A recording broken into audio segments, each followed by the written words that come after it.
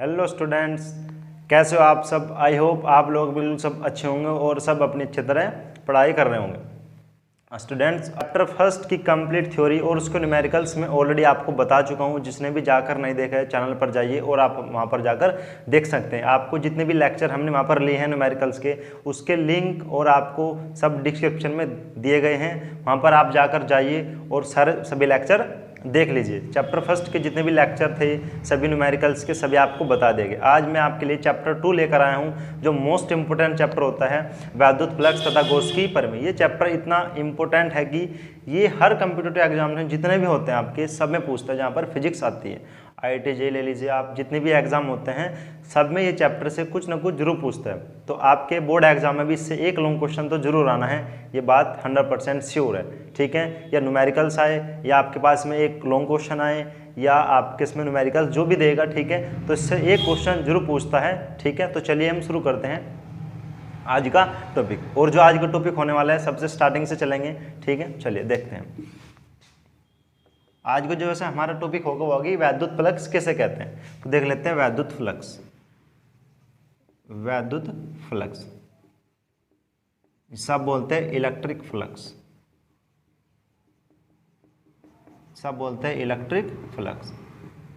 But electric flux से पढ़ने से पहले आपको एरिया के बारे में पढ़ना पड़ेगा, जिसे आप बोलते हैं क्षेत्रफल, यानी क्षेत्रफल वेक्टर। ठीक है, तो चलिए इससे पहले हम ये बात यहाँ पर पढ़ते हैं, क्षेत्रफल वेक्टर। इससे पहले आपको क्षेत्रफल वेक्टर के बारे में पढ़ना पड़ेगा कि क्षेत्रफल वेक्टर क्या होता है, तभी आप इसे आगे के लिए कर पाएंगे। जिसे आप बोलते हैं एरिया वेक्टर। वेक्टर क्या होता है आप जानते हो, जिसमें आप दिशा शो करेंगे।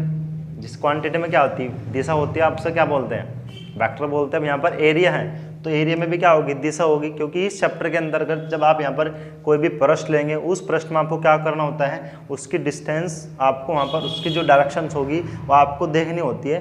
वो वहाँ पर कौन बताएगा, क्षेत्रफल वेक्टर। ठीक है, तो ध्यान से देखते हैं। चलिए क्या करते हैं आप किसके अंदर, आप इसमें एक पृष्ठ लेंगे। आप इसमें क्या लेंगे, एक पृष्ठ लेंगे। ठीक है, फॉर एग्जाम्पल हमने यहाँ पर एक पृष्ठ ले लिया, ये वाला।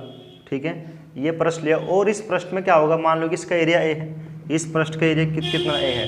तो जो इसकी दिशा होने वाली है, जो यहाँ पर दिशा होने वाली किसी भी क्षेत्रफल वेक्टर से किसी भी पृष्ठ की जो दिशा होने वाली है वो क्या होगी, उस पृष्ठ के विलंबत ऊपर की ओर, यानी परपेंडिकुलर होगी। कैसे, यहाँ से देख लीजिए कि ये क्या होगी, अभिलंबत ऊपर की ओर। आप और वेक्टर को आप किससे रिप्रेजेंट करते हैं, वेक्टर ए से। किससे रिप्रेजेंट करेंगे आप, वेक्टर ए से आप इसे रिप्रेजेंट कर देंगे। और यहाँ पर आप क्या लगा देंगे, एन कैप। एन कैप क्यों लगाते हैं, जो उसकी दिशा को शो करता है। क्योंकि हर वेक्टर के साथ आपको क्या लगाना पड़ता है, एक कैप लगाना पड़ता है। यहाँ पर हमने कौन सा कैप लिया, आई कैप। जैसे आप पढ़ते हो, जैसे आप लोग पढ़ते हो, देख लीजिए कि जैसे कि आप लोग पढ़ते हैं कि हमने यहाँ पर इधर एक्स एक्सिस लिया, ये आपने एक्स, इधर वाई और इधर आपने जेड।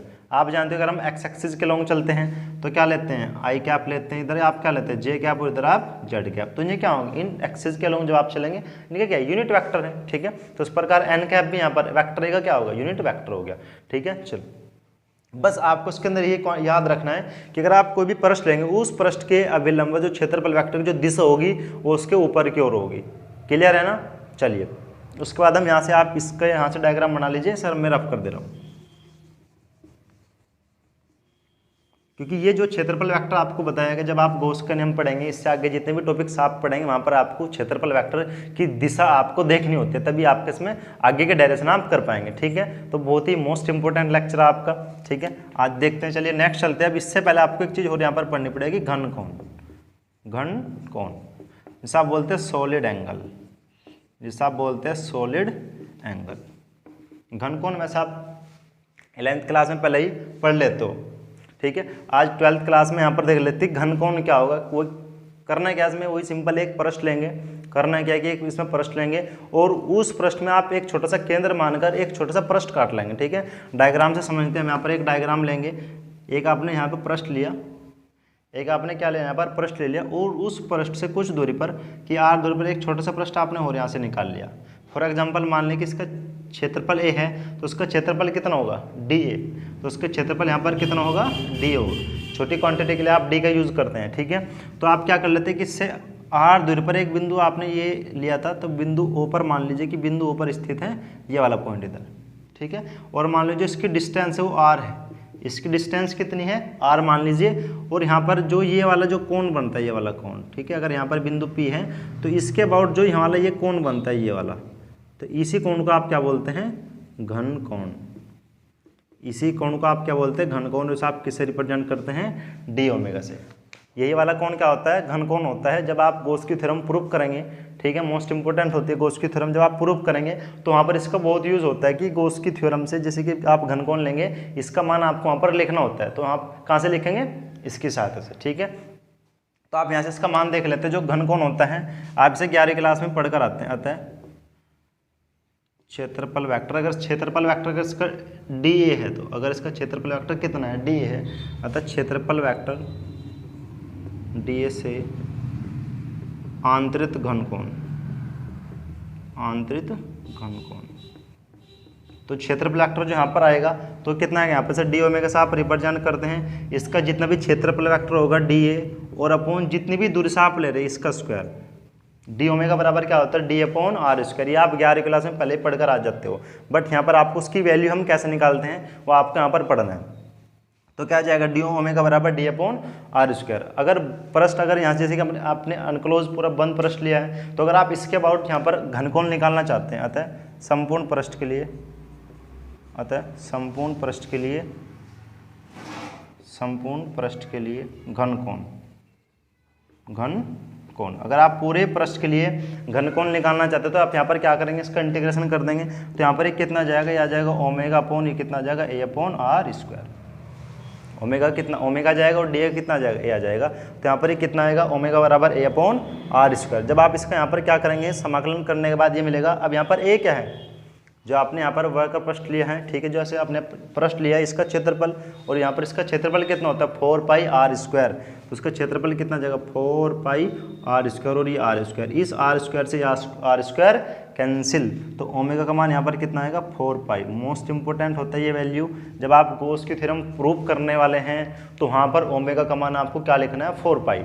क्या लिखना है, ओमेगा का मान आपको वहाँ पर 4 पाई लिखना है, तभी आप गॉस की थ्योरम प्रूव कर पाएंगे। तो इससे पहले वैद्युत फ्लक्स और गॉस की थ्योरम को पढ़ने से पहले आपको एक क्षेत्रफल वेक्टर और एक आपको घनकोण पढ़ना होता है, ठीक है। तो जल्दी आप इसके यहाँ से स्क्रीनशॉट ले लीजिए, साथ साथ नोट करते रहिए,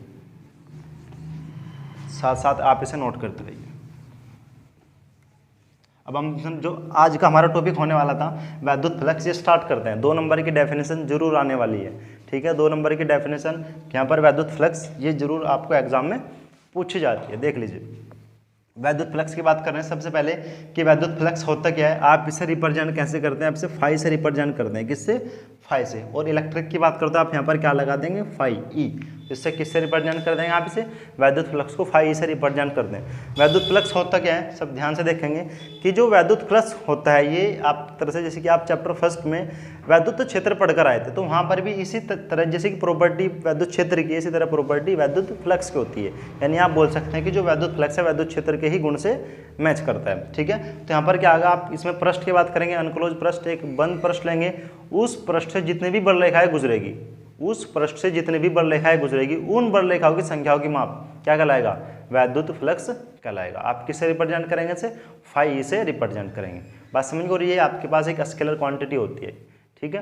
तो सिंपल दोबारा फिर देख लीजिए, दोबारा डेफिनेशन आपको बता देते हैं कि किसी भी बंद पृष्ठ से जो गुजरने वाला वैद्युत फ्लक्स होगा, ठीक है, जिससे जो वैद्युत फ्लक्स गुजरेगा, किसके अबाउट, जो आप यहाँ पर पृष्ठ लेंगे तो उस वैद्युत फ्लक्स से, वैद्युत क्षेत्र से जितनी भी बल रेखाएं उस पृष्ठ से गुजरेगी, किसी भी पृष्ठ से जितनी भी बल रेखाएं गुजरेगी, उन बल रेखाओं की संख्याओं की माप क्या कहलाएगा, वैद्युत फ्लक्स। किससे रिप्रेजेंट करेंगे आप इसे, फाई से रिप्रेजेंट करने वाले, ठीक है। तो एक डायग्राम से आप इसे समझते हैं। हम यहाँ पर एक क्या लेंगे, पृष्ठ लेंगे। आपने यहाँ पर एक पृष्ठ लिया, किसी पृष्ठ से समझते हैं, हमने यहाँ पर कोई ये पृष्ठ ले लिया, पृष्ठ आप कैसे ले लो, अनक्लोज पृष्ठ होना चाहिए। तो आप इसे क्या कर देंगे, वैद्युत बल रेखा गुजार देंगे। तो हमने क्या किया, यहाँ से कुछ बल रेखा इस टाइप से आपने गुजार दी, हमने क्या किया, यहाँ से कुछ बल रेखा इस टाइप से गुजार दी। तो इन बल रेखाओं की संख्याओं की मापी क्या कहलाएगा, वैद्युत फ्लक्स। इन बल रेखाओं की संख्याओं की मापी क्या कहलाएगा, वैद्युत फ्लक्स कहलाएगा, जो आपको हम अभी पढ़ा रहे हैं। इन बल रेखाओं की संख्याओं की मापी क्या कहलाएगा, वैद्युत फ्लक्स। और अभी मैं आपको बता चुका, क्षेत्रफल वेक्टर आपको डी, उसकी दिशा आपको देखनी है, और इलेक्ट्रिक फील्ड आपको देखना, ठीक है। तो छोटे से पृष्ठ आप यहाँ पर इसमें ले लीजिए कि छोटे से पृष्ठ आपने यहाँ पर लिया, तो इलेक्ट्रिक फील्ड ऐसे चल रहा है, तो इलेक्ट्रिक फील्ड की दिशा यहाँ पर आएगी वेक्टर ई और यहाँ पर आ जाएगा वेक्टर टी ए, और इसके अकॉर्डिंग एंगल कितना बन जाएगा, थीटा। कुछ ना कुछ एंगल बनेगा, क्योंकि इसमें आपको जब गॉस की थ्योरम पढ़ेंगे और वैद्युत फ्लक्स में आपको वेक्टर ई और वेक्टर क्षेत्रफल वेक्टर डी ही देखना होता है, तभी आप इसके डेरिवेशन, इसकी जो गॉस की थ्योरम, तभी आप इसे प्रूव कर पाएंगे, ठीक है। तो यहाँ पर ई और आपको डी ही देखना होता है। अब आप इसके लिए क्या ज्ञात करने हैं, वैद्युत फ्लक्स आता है। मान लो कि इसका क्षेत्रफल कितना ए है और इसका छोटे से का क्षेत्रफल कितना हो जाएगा, डी ए, ठीक है। आता है क्षेत्रफल वेक्टर, क्षेत्रफल अवयव, आपने यहाँ पर डी ए लिया, क्षेत्रफल अवयव डी ए से गुजरने वाला वैद्युत फ्लक्स, गुजरने वाला वैद्युत फ्लक्स, तो जिससे गुजरने वाला वैद्युत फ्लक्स कितना होगा, छोटी क्वांटिटी है तो डी फाई आप यहाँ पर ले लेंगे, कितना ले लेंगे, डी फाई। इसके लिए वैद्युत क्षेत्र कितना, vector E dot vector D A, वैद्युत क्षेत्र ई और क्षेत्रफल वेक्टर डी ए। अब आप यहाँ पर देखिए, जो क्षेत्रफल वेक्टर ई होता है डॉट प्रोडक्ट होता है। ये डॉट प्रोडक्ट की बात करें, आपके पास दो प्रोडक्ट होते हैं, एक तो डॉट प्रोडक्ट और एक होता है क्रॉस प्रोडक्ट, ठीक है। तो ये भी प्रोडक्ट आपको पता होना चाहिए, मैं भी इसमें साथ साथ आपको बताता चलूंगा, जिससे आप सभी डेरिवेशन अच्छी तरह कर सकते हैं। तो यहाँ पर जो डॉट प्रोडक्ट आएगा वेक्टर ई और क्षेत्रफल वेक्टर डी ए का जो डॉट प्रोडक्ट होगा, उसे आप क्या बोल लेंगे, वैद्युत फ्लक्स। आप इससे भी फॉर्मूले से इसके डेफिनेशन निकाल सकते हैं कि वैद्युत क्षेत्र ई और क्षेत्रफल वेक्टर डी ए के डॉट प्रोडक्ट को आप क्या बोलते हैं, वैद्युत फ्लक्स कहते हैं, ठीक है। तो ध्यान से देखें, यहाँ पर डॉट प्रोडक्ट है, तो मैं यहाँ पर इसे कैसे लिख सकता हूँ, मैं लिख सकता हूँ डी फाई ई बराबर E D A cos theta, E D A cos theta. तो यहाँ पर इसका क्या आ जाएगा, ये फॉर्मूला आ जाएगा, क्या आ जाएगा, फॉर्मूला आ जाएगा। अगर आप इसमें एंगल के अकॉर्डिंग इसका डॉट प्रोडक्ट खोल देते हैं, कैसे खोलते हैं, आपके दो वैल्यू आपके पास होती है, अगर वेक्टर ए डॉट वेक्टर भी होता है तो वेक्टर ए का मैग्नीट्यूड, वेक्टर बी का मैग्नीट्यूड और कोस थीटा। अगर आप क्रॉस की बात करें तो क्रॉस में क्या आएगा, vector A cross vector B, क्योंकि दोनों चीज़ इसमें मोस्ट इंपोर्टेंट होती हैं। तो वेक्टर ए का मैग्नीट्यूड, वेक्टर बी का मैग्नीट्यूड और यहाँ पर आएगा साइन थीटा, और साथ में एन कैप जो इसके डायरेक्शन को शो करता है, वो भी इसमें आपको लगाना होता है साइन वाले में, ठीक है। तो यहाँ पर डॉट प्रोडक्ट है, तो डॉट में आपने कौन सा खोलना, कोस वाला, तो यहाँ पर इसका आ जाएगा ई और इसका आ जाएगा यहाँ पर डी ए कोस थीटा। अब अगर आप इस पृष्ठ के लिए पूरे के लिए ज्ञात करते हैं, अब पृष्ठ यहाँ पर क्षेत्रफल के अकॉर्डिंग बनाया गया है, तो यहाँ पर कितना आ जाएगा, ये आ जाएगा आपका डी फाई ई बराबर डी फाई, आप इसमें क्या लगा देंगे, यहाँ पर समाकलन कर देंगे इसका पूरे के लिए। अगर आप ज्ञात करते हैं, अगर इसका क्षेत्रफल है, इसके अबाउट पूरे का अगर आप ज्ञात करते हैं, तो यहाँ पर क्या आ जाएगा, ये आ जाएगा इसका क्षेत्रफल, समाकलन कर देंगे डी फाई ई बराबर, या जाएगा आपका क्षेत्रफल के अकॉर्डिंग करेंगे कितना, ई डॉट डी। अब इसका यहाँ पर समाकलन कितना आएगा, जैसे कि डी एक्स का आप समाकलन करते हैं, अगर आप डी एक्स का समाकलन करते हैं, आपने मैथ में सब चीज़ पढ़ ली होगी, जब आप डी एक्स का समाकलन डी एक्स करते हैं, डी वाई का समाकलन वाई, इसी प्रकार डी फाई का समाकलन क्या आ जाएगा, फाई ई आ जाएगा। तो इसका समाकलन यहाँ से आएगा फाई, और ये कितना आएगा, क्षेत्रफल ए और vector E dot vector D A. तो उसका फॉर्मूला यहाँ पर एक ये भी निकल के आता है, अगर आप किसी पृष्ठ के अनुदिश ले रहे हैं, अगर उसका क्षेत्रफल ए है, कैसे, अगर यहाँ पर क्या लगा देंगे, आप ए लगा देंगे, इसका भी नहीं कहेंगे क्षेत्रफल वेक्टर का समाकलन है। यहाँ पर क्या कर दिया आपने, क्षेत्रफल वेक्टर का समाकलन कर दिया, किसके रिस्पेक्ट में, ए के रिस्पेक्ट में, ठीक है। तो जल्दी आप इसे यहाँ से नोट कर लीजिए, स्क्रीनशॉट ले लीजिए। अभी दोबारा एक डायग्राम लेकर आपको दोबारा फिर इसके यहाँ से बताते हैं।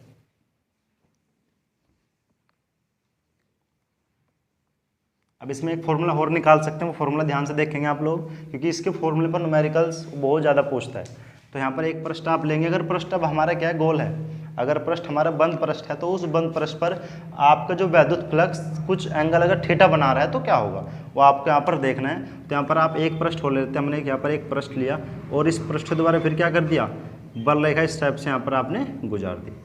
आपने क्या कर दी, बल रेखा आपने यहाँ से इस टाइप से, ये बल रेखा आपको दिख रही हैं, ये हमने यहाँ से गुजार दी गई, और इन्हीं बल रेखाओं की संख्याओं के मापे क्या कहलाता है, वैद्युत फ्लक्स, ठीक है जी। मान लो कि इसका अगर क्षेत्रफल ए है, अगर इसका क्षेत्रफल ए है, तो इसमें आप छोटा सा पृष्ठ और निकाल लेंगे, छोटा सा वाला, ठीक है। तो यहाँ पर एक छोटा सा पृष्ठ आपने ये निकाल लिया, ठीक है। तो इसी के अबाउट वैद्युत क्षेत्र फिर इसमें क्या होगा, ऐसे होगा, और क्षेत्रफल वेक्टर डी ए ऐसे होगा, और इसके बीच का एंगल कितना है, थीटा है, ठीक है। अब इसका क्षेत्रफल, पूरे का क्षेत्रफल ए है, छोटी क्वांटिटी का क्षेत्रफल कितना आएगा यहाँ पर, डी ए, छोटी क्वांटिटी का क्षेत्रफल कितना आएगा, डी ए आएगा, और इसका क्षेत्रफल यहाँ पर ए है और इसका डी ए। अगर पृष्ठ बंद है तो यहाँ पर क्या होने वाला है, यदि पृष्ठ बंद है, यदि पृष्ठ बंद है तो इससे गुजरने वाला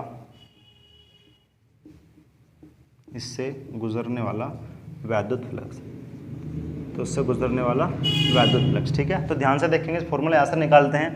तो यहाँ पर क्या आएगा, डी फाई बराबर छोटी क्वांटिटी के लिए तो vector E dot vector D, और vector E dot vector D का ही स्केलर प्रोडक्ट डॉट प्रोडक्ट क्या कहलाता है, वैद्युत फ्लक्स। तुमने यहाँ पर ये कर दिया। अब आप इसका क्या कर देंगे, यहाँ पर समाकलन कर देंगे। यहाँ पर क्या कर देंगे, आप इसका समाकलन कर देंगे तो कितना जाएगा, कुल पृष्ठ आप निकाल ले हो तो डी फाई ई बराबर कितना आएगा, vector E dot vector D A, क्या आएगा, vector E dot vector D यहाँ पर आ जाएगा। अब जब आप इसका समाकलन करेंगे तो कितना आएगा, फाई, आप इसका समाकलन करेंगे तो कितना आएगा, फाई। अब यहाँ पर देख लो, यहाँ पर डॉट प्रोडक्ट है तो सबसे पहले आप इसका डॉट प्रोडक्ट खोल लो। ठीक है, डॉट प्रोडक्ट अभी मैं आपको बता चुका हूँ, डॉट प्रोडक्ट में क्या होता है, कोस आता है। अगर दो वेक्टर आपके पास ए है और एक वेक्टर बी, तो ए का मैग्नीट्यूड बी का मैग्नीट्यूड और कोस थीटा, तो इस प्रकार यहाँ पर डॉट प्रोडक्ट है। तो यहाँ पर आप इसे क्या कर देंगे, इधर कर लेते हैं, तो यहाँ पर आ जाएगा E D A cos theta. ठीक है, अब इसके रेस्पेक्ट में देखो यहाँ पर डी ए है, तो डी ए यहाँ पर क्या होगा, वेरिएबल्स होगा जिसके रेस्पेक्ट में आप समाकलन कर रहे हो। तो ई कोस थीटा यहाँ से बाहर आ जाएगा, तो यहाँ से आ जाएगा ई कोस थीटा, यहाँ से आ जाएगा बाहर, तो क्या बचेगा, डी ए। अब इसी प्रकार अभी आपको होता है जैसे कि डी एक्स का समाकलन आप क्या करते हैं, एक्स करते हैं, डी वाई का समाकलन आप वाई करते हैं, डी जेड का आप क्या करते हैं, जेड हो जाता है। इसी प्रकार डी ए का भी कितना जाएगा, ए आ जाएगा। तो यहाँ पर इसका समाकलन आ जाएगा फाई ई बराबर ई कोस थीटा ए, यहाँ पर लिख देंगे आप, चूँकि डी ए का समाकलन क्या होता है, ए होता है। ठीक है, फिर इधर देख लेना, ये फॉर्मूला यहाँ पर क्या आ जाएगा, इसे आप लिख सकते हो फाई ई बराबर ई ए कोस थीटा, ई ए कोस थीटा।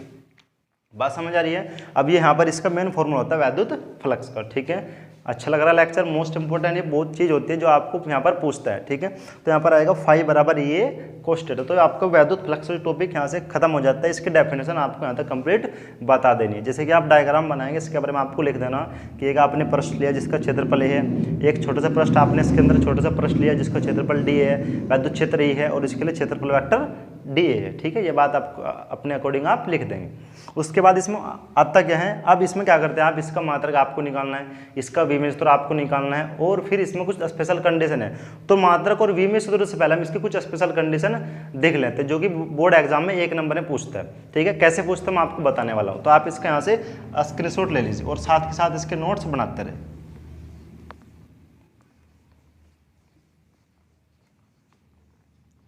अब यहाँ पर आप जानते हो कि जैसे कि वैद्युत फ्लक्स में आपको बता चुका, वैद्युत फ्लक्स का फॉर्मूला यहाँ पर हमारे पास आ चुका, कितना, फाई ई बराबर ई ए कोस थीटा। अब आप जो यहाँ पर फॉर्मूला आएंगे आपके पास, इससे कुछ फॉर्मूले निकलेंगे जो इसका मात्रक, इसका विमीय सूत्र आप इसी से ही निकालने वाले हैं। ठीक है, तो उसकी स्पेशल कंडीशन है, आप हेडिंग डालेंगे विशेष स्थितियाँ, स्पेशल कंडीशन, विशेष स्थितियाँ।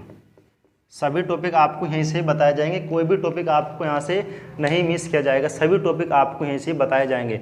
अब ये विशेष स्थितियाँ सारे जितने भी होंगे, छोटे छोटे टॉपिक्स, बड़े से बड़े और छोटे छोटे, एक नंबर के क्वेश्चन, 2 2 3 3 जितने भी होंगे सारे आपको अच्छी तरह यहीं से बताए जाएंगे। तो देख, विशेष स्थिति आप देख लेते, तो 2 इसमें स्थिति आएगी आपके पास, 2 कंडीशन आएगी वैद्युत फ्लक्स के अकॉर्डिंग। एक तो अगर क्या करते हैं, अगर पृष्ठ हमारा किसके लंबवत है, वैद्युत क्षेत्र के लंबवत है और या उसके समांतर है, तो 2 कंडीशन होगी। तो सबसे पहली कंडीशन हम लेते हैं नंबर 1, यदि पृष्ठ वैद्युत क्षेत्र ई के अभिलंबवत है।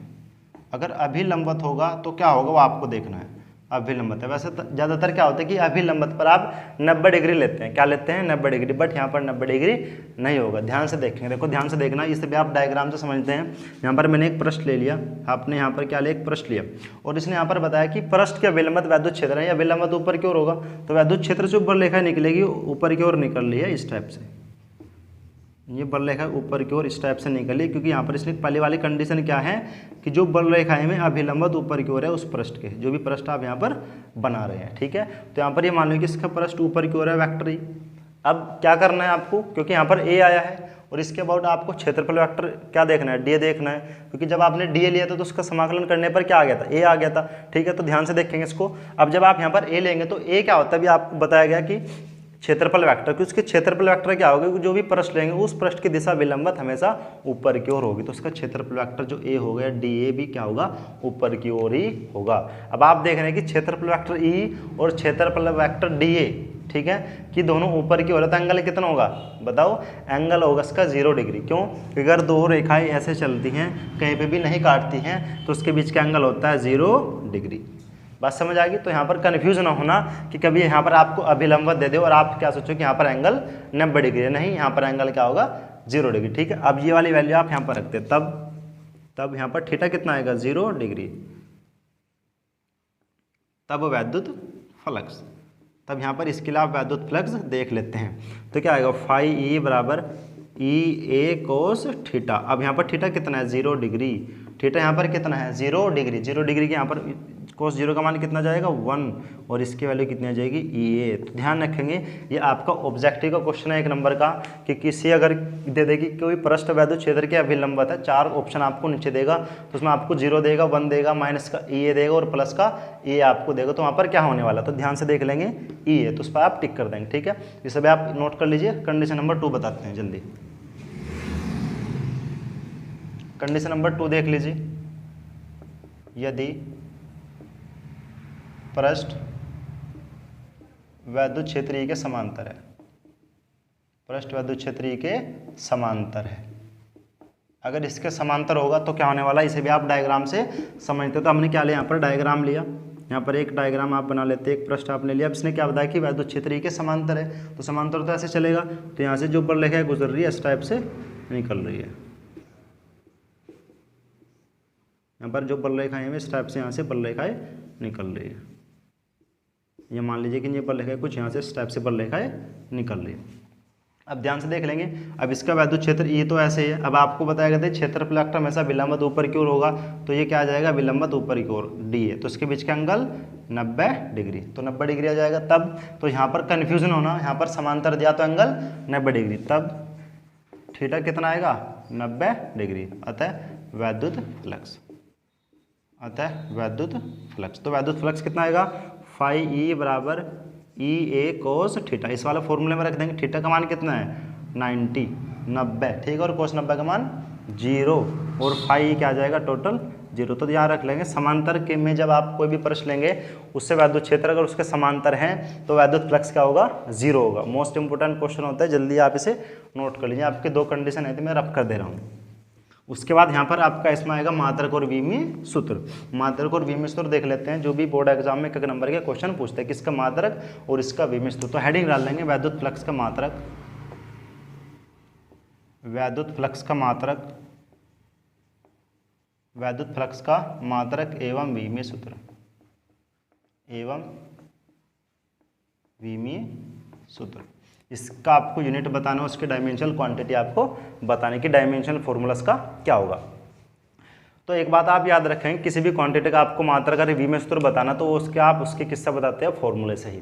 ठीक है, इसके लिए मैंने एक स्पेशल लेक्चर लिया था क्योंकि डिमांड थी बच्चों की कि विमीय सूत्र नहीं निकालने आते तो बताया जाए, तो वो भी लेक्चर मैंने बना रखा है, जिसने भी जाकर देखना है कि विमीय सूत्र आप कैसे निकालते हैं। यहाँ पर तो मैं आपको डायरेक्ट बताऊंगा, निकालना बता दूंगा वैद्युत फ्लक्स का, बट छोटी छोटी क्वांटिटी का आप कैसे निकालते हैं वो भी मैंने बता रखा है। आप लेक्चर चैनल पर जाइए, वहाँ पर आपको लेक्चर मिल जाएगा। ठीक है, कि विमीय सूत्र कैसे निकाले, सभी कॉम्पिटिटिव एग्जाम में पूछता है, वहाँ पर सब बता रखा है कि छोटी छोटी क्वांटिटी का आप कैसे निकालते हैं स्टार्टिंग से। और यहाँ पर आप देखते हैं इसका फॉर्मूला क्या होता है। सबसे पहले आप इसका मात्रक देख लेते हैं, मात्रक यूनिट, मात्रक देख लेते हैं। फॉर्मूला इसका क्या होता है, तब वैद्युत फ्लक्स मात्रक और ये विमीय सूत्र इसके फॉर्मूले से ही निकलते हैं। उसका फॉर्मूला क्या होता है, फाई ई बराबर ई ए कोस थीटा, ई ए कोस थीटा यहाँ पर होता है। ठीक है, तो बात समझ गए। अब यहाँ पर मैं आपको चैप्टर फर्स्ट में ई का मान बता चुका हूँ, परंतु यहाँ पे लिख देंगे ई का मान कितना होता है, ई बराबर होता है W/Q। ठीक है, जो भी आप वहाँ पर चार्ज लेंगे ये वैल्यू यहाँ पर रख देंगे, तो फाई ई का मान कितना जाएगा, इसका मान रखेंगे F/Q और यहाँ पर क्या आ जाएगा ए कोस थीटा।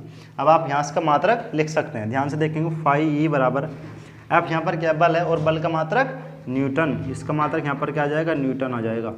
अब ये क्यों, आवेश है और आवेश का मात्रक कूलाम, बहुत आसान बहुत ईजी होता है बिल्कुल। इसका मात्रक क्या आ जाएगा कूलाम आ जाएगा। अब यहाँ पर ए क्या क्षेत्रफल और इसका मात्रक क्या आएगा मीटर स्क्वायर, या आप इसे ऐसे लिख सकते हैं न्यूटन प्रति कूलाम इंटू मीटर स्क्वायर, या आप इसका ऐसे लिख सकते हैं न्यूटन इंटू मीटर स्क्वायर प्रति कूलाम। आप इसको इस टाइप से भी लिख सकते हैं, ठीक है। अब इसमें लास्ट देख लेते हैं इसका विमीय सूत्र। तो यहाँ देख लेते हैं, ये मात्रक हो गया, तो इधर देख लेते हैं विमीय सूत्र। विमीय सूत्र, विमीय सूत्र जब आप निकालते हैं डायमेंशन फॉर्मूला, यो भी किससे निकालते हैं, इसके फॉर्मूले से ही, ठीक है। चलो आप एक काम करिए, से आप यहाँ से स्क्रीनशॉट ले लीजिए, इधर बता देते ऊपर ही। नंबर सेकंड है, नंबर सेकंड देख लेते हैं, विमीय सूत्र। विमीय सूत्र डायमेंशन फॉर्मूला, ये भी आप किससे निकालते हैं, इसके मात्रक से ही, इसके फॉर्मूले से निकालते हैं। फाई बराबर क्या होता है, ई ए कोस थीटा। फाई बराबर होता है ई ए कोस थीटा, तो देख लेंगे फाई ई बराबर ई ए कोस थीटा, ठीक है। अब देखें यहाँ पर एफ का ई का मान रख देंगे। अगर आपको ई का विमिस्तर पता है तो डायरेक्ट आप कर सकते हैं, बट अगर नहीं पता तो ई का मान आप रख के थोड़ा सोल्व हो जाएगा, तो बड़ी आसानी से आप कर सकते हैं। फाई बराबर तो इसका मान होता है एफ अपॉन क्या, और यहाँ पर ए और यहाँ पर कोस थीटा लिख देंगे, चूंकि ई का मान होता है एफ अपॉन क्यों, ई का मान क्या होता है एफ अपॉन क्यों, ठीक है। अब यहाँ पर बल है, यहाँ पर बल आया, तो बल का विमिस्तर अगर नहीं पता है किसी को कैसे निकालते बल का विमिस्तर, यहाँ पर मैं आपको डायरेक्ट बता दूंगा। तो लेक्चर वहाँ पर जाइए, चैनल पर जाइए, वहाँ पर आप जाकर देख सकते हैं, चैनल पर जाकर आप वहाँ पर देख सकते हैं, ध्यान से देखना। तो यहाँ पर क्या आ जाएगा, इसका मात्रा का फॉर्मूला आ जाएगा MLT-2, और इसके यहाँ पर कितना जाएगा AT, इसका अब इसका मात्रक यहाँ पर क्या आ जाएगा AT आ जाएगा। अब यहाँ पर देखना ये A है, यहाँ पर क्या क्षेत्रफल है, यहाँ पर क्या है क्षेत्रफल है, यहाँ पर क्या क्षेत्रफल है, तो उसका यहाँ पर क्या आ जाएगा L/2, यहाँ पर क्या आ जाएगा L/2 आ जाएगा, ठीक है। फिर आप इसको सोल्व कर लेंगे, आप यहाँ पे सोल्व कर लेंगे, तो फाई बराबर देखो यहाँ पर M है तो कितना आ जाएगा M, ये L है, एक L यहाँ पर ये L और L2, तो कितना आ जाएगा L/3। अब यहाँ पर देखना है कि यहाँ पर T है तो ऊपर लेकर जाएंगे आप, तो क्या आ जाएगा देखो T⁻2, और यहाँ पर T तो ऊपर जाने के बाद आ जाएगा T⁻3, और यहाँ पर A है तो ऊपर A को आप ऊपर लेकर जाएंगे तो क्या आ जाएगा A⁻1। तो जिसका विमिस्तर यहाँ पर निकल के आएगा फाई बराबर ML/3 T⁻4 A⁻1, ठीक है। तो ये लेक्चर आज हम यहीं तक रखते हैं। इसका आपको विमिस्तर बताएगा, इसका मात्रक और इसका वैद्युत फ्लक्स क्या होता है, क्षेत्रफल वेक्टर आपको घनकोण बताएगा। जो नेक्स्ट टॉपिक होगा वो हम लेकर आएंगे, ठीक है। नेक्स्ट टॉपिक आपका गॉस की थ्योरम कैसे प्रूफ करते हैं, वो क्या होते हैं वो आपको बताया जाएगा, ठीक है। तो आशा करते हैं कि लेक्चर आपको अच्छा लगा होगा। अगर अच्छा लगा है तो चैनल को सब्सक्राइब कर लीजिए, अगर नए हैं तो चैनल को सब्सक्राइब कर लीजिए, और वीडियो को लाइक कीजिए जितना भी हो सकता है, और इसे ज़्यादा से ज़्यादा शेयर करें। सभी जितने भी न्यूमेरिकल्स होंगे मैं आपको बता देता हूँ, न्यूमेरिकल्स थ्योरी वगैरह सभी आपको यहीं से ही कंप्लीट कराई जाएगी, जो आपके बोर्ड एग्जाम में आपके लिए बहुत ही हेल्पफुल होने वाली है, ठीक है। तो चलिए दोस्तों, मिलते हैं नेक्स्ट लेक्चर में, तब तक के लिए धन्यवाद।